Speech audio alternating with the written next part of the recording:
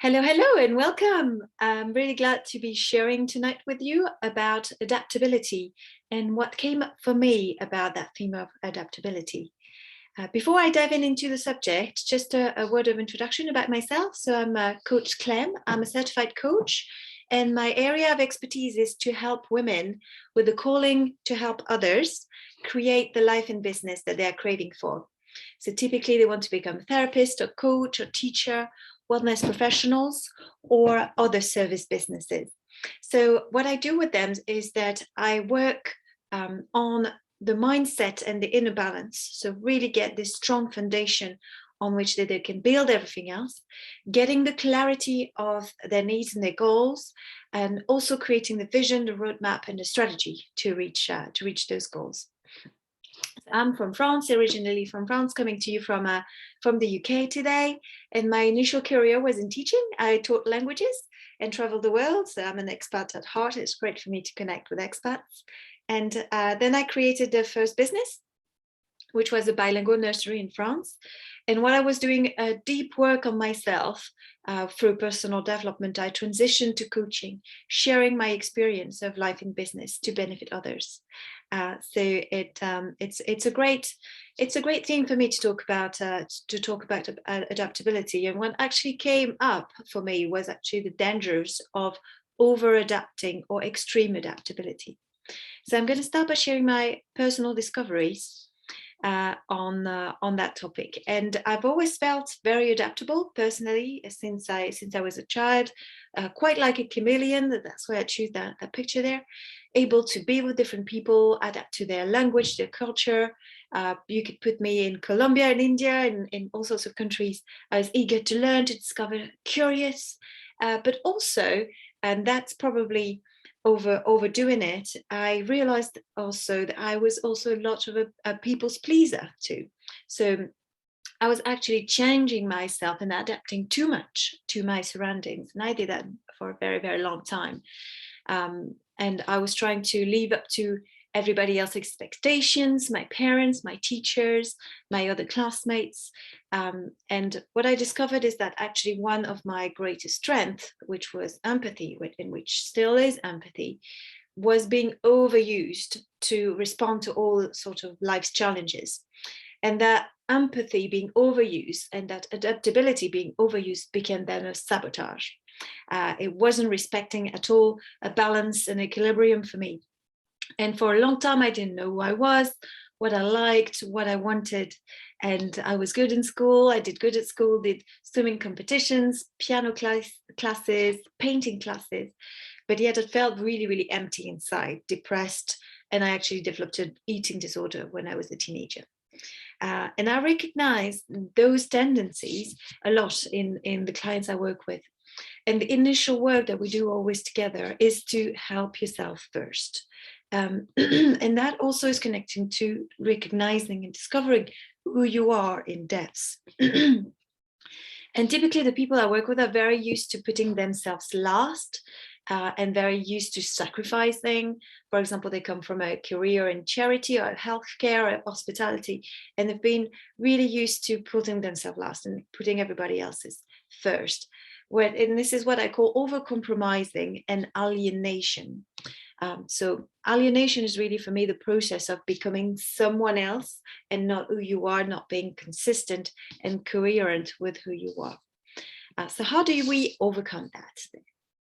So to overcome alienation, it's for me, it's like for everything in life, right? It's about finding the balance, rebalancing things. And you cannot give and help others if you're not yourself fulfilled, happy, balanced. And that's the basic starting point that I work with my clients.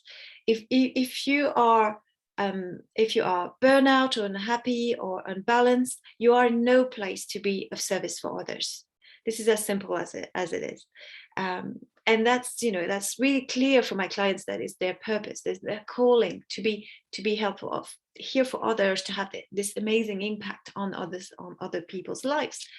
But until you are well, until you have that balance and you can maintain it, you can sustain it, nourishing yourself, then until that, you cannot really be in a place of helping others. So what we want to create is actually a virtuous circle where you start by helping yourself so that you gives you the ability to help others. And instead of draining you, because you make sure that you refill and you make sure that your energy levels and all your nourishment is provided, then it becomes a really virtuous circle that also helps you, that also supports you. So how do we do that then? So this part of the phase is about quite a deep personal work, actually, which is also part of the initial work that I do with people. We reprogram the brain at the brain level, and we put a new program into place. So we're getting rid of the sabotage, of the overdoing, of the sacrificing.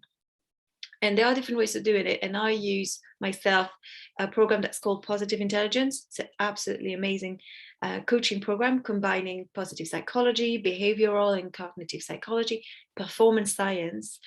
It's really the summary of all these areas of research in the last 10 years. And the idea is to become aware of the sabotage that's in place, to become aware of that initial program, operational program that's in place, and put in place a new program to access who you truly are, to come back to your essence, to who you are, and finding that balance, recreating that balance inside of you at the brain level, so that you can reach true adaptability.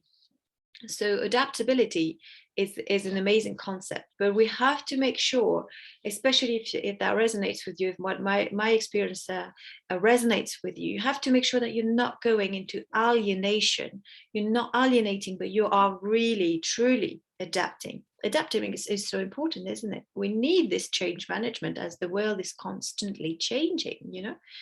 This is probably the most constant thing in life, is that life is going to keep changing.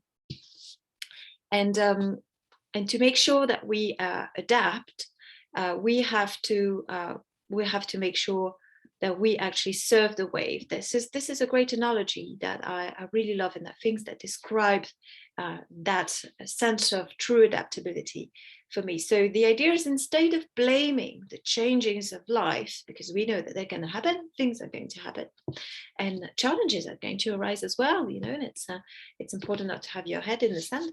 But instead of blaming that and saying, oh, this is wrong, I don't want this to happen, we take responsibility for what we can do, and we train ourselves so that we're able to have a better resilience, and we have a better ability to handle those challenges and to find great solutions to actually things that could appear to be quite negative at first glance.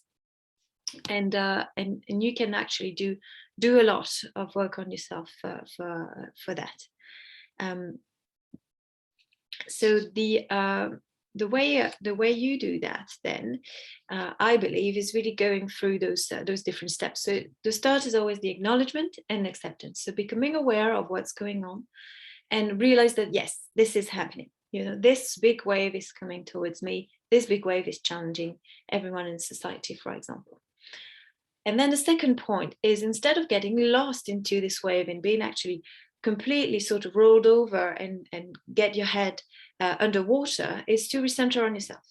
Recenter on yourself, help yourself first, make sure you put your own oxygen marks on, as they say, and connecting to that true self, then find the way that you're going to activate and you're going to take action.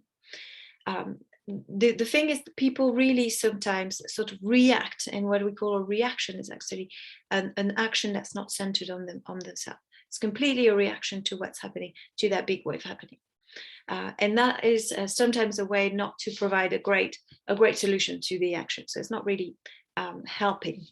So connecting to your true self then enables you to surf the wave and to take action from that state of calm and conscious alignment to yourself. You're doing it for you, not doing it for others or for society or for things that could be expected of you or you think are expected of you.